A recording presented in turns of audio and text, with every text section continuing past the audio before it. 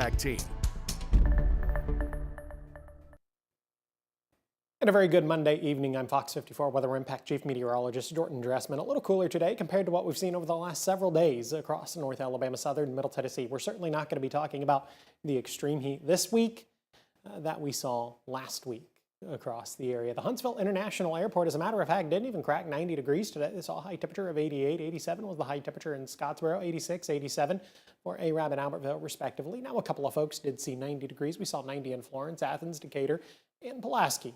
Up across southern Middle Tennessee. These numbers actually a couple of degrees below where we should be this time of year. The average high temperature as we get ready to close out the month of June and head into the early days of July. Today is, by the way, the final day of June. The average high temperature right around 91 or 92 degrees. Air temperatures and heat indices at this point in the evening across the Tennessee Valley. 82 feels like 92 in Huntsville. 86 feels like 94 in Scottsboro.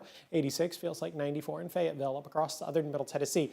Temperatures not as big of a problem across northwest Alabama. Lauderdale, Colbert, down into Franklin County, Lawrence County, Morgan and Coleman counties. Those folks have seen an increase in cloud cover over the last several hours. They've also seen some scattered showers and thunderstorms over the last several hours, and that has lowered their temperatures quite significantly. Don't worry though, they don't get to brag too much. Still incredibly humid over in northwest Alabama, maybe even more so compared to the rest of us because they have seen that rain. Over in DeKalb County this evening, a beautiful sky, not much in the way of any cloud cover, a few fair weather cumulus clouds over in DeKalb County, but otherwise a beautiful clear sky. Get to enjoy plenty of sunshine this evening over in northeast Alabama. I've got a couple of other views for you here from the top of Montesano. Maybe a bit of a haze off into the distance. That haze is somewhat common this time of year. You really don't get the beautiful deep blue sky in the middle of summer that you typically get in the middle of winter. So a sky like this typically common as we head into the month of July. 82, dew point of 73, incredibly humid. Even here from the top of Montesano. And then I have one more view for you. We're overlooking Memorial Parkway, northbound on Memorial Parkway, trying to see some of those clouds build and develop, build up in altitude just a little bit, but for the most part, they're behaving themselves. Really haven't seen any rain falling from those clouds, at least here in the Huntsville metro area. Some folks have seen a little bit of rain this evening. Some folks continue to see a little bit of rain. Lauderdale, Colbert, down into Franklin County, those folks talking about a little bit of rain. Been watching that little thunderstorm develop, hanging out in Lawrence County, just kind of hanging out all by itself. A pocket there of heavier rain, a little bit of thunder, a little bit of lightning.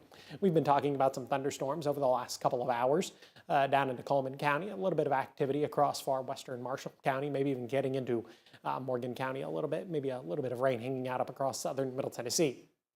This activity certainly has the chance to linger around for the next couple of hours, but then once we get beyond sunset, we're really going to begin to lose a lot of the fuel that's available. Your typical summertime setup where you get some showers and thunderstorms through the heart of the afternoon, early into the evening, and then the activity begins to quickly fizzle away. But other scattered showers and thunderstorms are going to be in the forecast as we head into your Tuesday. Here we are at the lunch hour on Tuesday, as a matter of fact. Now, the vast majority of us are dry.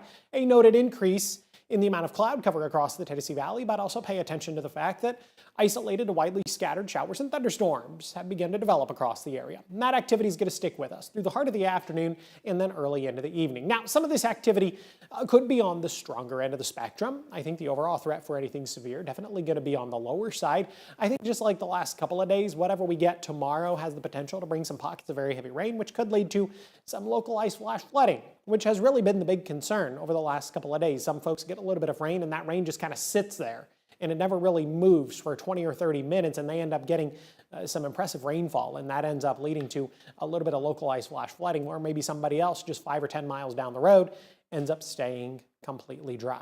I think we're going to get more of the same as we head into your Tuesday. But then the rain clears out of here. A lot of the cloud cover clears out of here Tuesday night, early into Wednesday morning. By the time we get to the Wednesday morning commute, we're talking about a mostly sunny sky across the Tennessee Valley. Some hit or miss cloud cover across the area through Wednesday afternoon, but otherwise, I think we're going to maintain a mostly to partly sunny sky. It also does look like we are going to be dry as we head into Wednesday afternoon, and then we're dry as we head into Wednesday evening and then through the course of the overnight. There don't come a lot of points in the calendar year, or at least I should say during the summertime portion of the calendar year, where I can proceed with a level of confidence that we're going to be completely and totally dry. But this is one of those few points where it does look like we are going to be completely and totally dry Wednesday, and then even as we head into Thursday. Good thing too, because once again, Yeah, we've seen a lot of rain in the month of June. The Huntsville International Airport totaling right around 5.05 inches of rain in the month of June. Not a whole lot of opportunities to get any more rain. The month is going to be over here in just under 6 hours.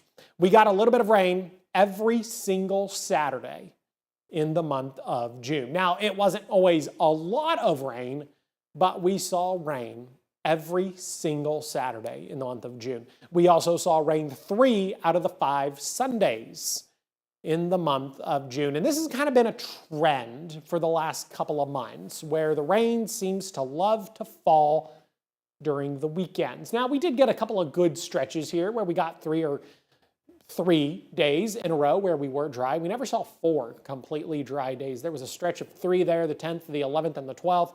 And then the 23rd, 24th, and 25th, we were dry, but we never saw more than 4 consecutively dry days at the Huntsville International Airport. Now, as we head into the 4th of July holiday, historically, we typically don't get a lot of rain on the 4th of July, maybe a couple of 1/100ths of an inch, but on only a very couple of rare years have we seen significant rainfall on the 4th of July. Now, the one thing we can kind of count on here is that typically it is warm on the 4th of July, and I apparently do not remember July 4th, 2024 all that much because I looked back today because I had to update the numbers obviously, and I was really surprised to see that the high temperature last year was 100 degrees.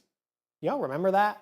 If so, send me an email, jdressman@tegna.com, if you remember last year's 4th of July, because apparently it was incredibly hot. We did get a little bit of a break in 2023, but then in 2022 we had a high temperature of 98 degrees. And historically, the temperature does sit somewhere in the low and mid 90s on the 4th of July. Maybe a little bit of patchy dense fog as we head into the overnight. That could stick with us as we head into the Tuesday morning commute, so bear that in mind, especially if you live in a location that is a little more prone to fog development. Temperatures dropping into the lower 70s. I've got a low right around 72 degrees. Isolated to widely scattered showers and thunderstorms are going to be in the forecast tomorrow afternoon, but that certainly shouldn't stop you from spending a little bit of time at the pool. Just be mindful that isolated to widely scattered showers and thunderstorms are going to be possible. Temperatures climbing into the mid and upper 80s. Those that get a little more sunshine probably going to creep a little bit closer to the 90-degree mark. Those that get a little more cloud cover and a little more rain probably going to hang around mid and upper 80s. Mid and upper 80s once again as we head into your Wednesday. Again, a couple of folks could see the lower 90s, but otherwise temperatures in the mid and upper 80s as we head into your Wednesday. So we're, in general, going to be a bit below average as far as the first couple of days of July are concerned. Then we head into your 4th of July weekend. I've got 92 on Friday, and I just put Friday and Saturday here as the weekend. Yes, I understand that Sunday is a weekend day, but I did just Friday and Saturday for whatever reason. 92 on Friday, the 4th of July. 92 once again on Saturday, the 4th of July, or the 5th of July. The 4th of July is on Friday, the 5th of July is on Saturday. Plenty of sunshine both Friday and Saturday. Really is going to be beautiful. Now, if we look beyond the 4th of July through about July 10th, as a matter of fact, we're looking at about a 40 to 50% chance that we're going to be talking about above average temperatures. And again, average as we head into the early days of July is right around 91 or 92 degrees. I like this one. What is your favorite music? Classic rock. I grew up listening to the 80s, and so I tend to enjoy the 80s. Now, I enjoy a little bit of modern music, but not a lot. I enjoy maybe some of the mid-2000s stuff, even some of the late 2010s stuff I enjoy. But if I have to pick a channel in my car on the way to work, and I'm one of those people that pays for Sirius XM, I know I'm weird, but every year I call and I negotiate the price down, so I'm not paying the ridiculous amount of money that they want to charge me. But if I have to pick a channel, I end up picking the 80s on 8. There's also a classic rock station that I tend to really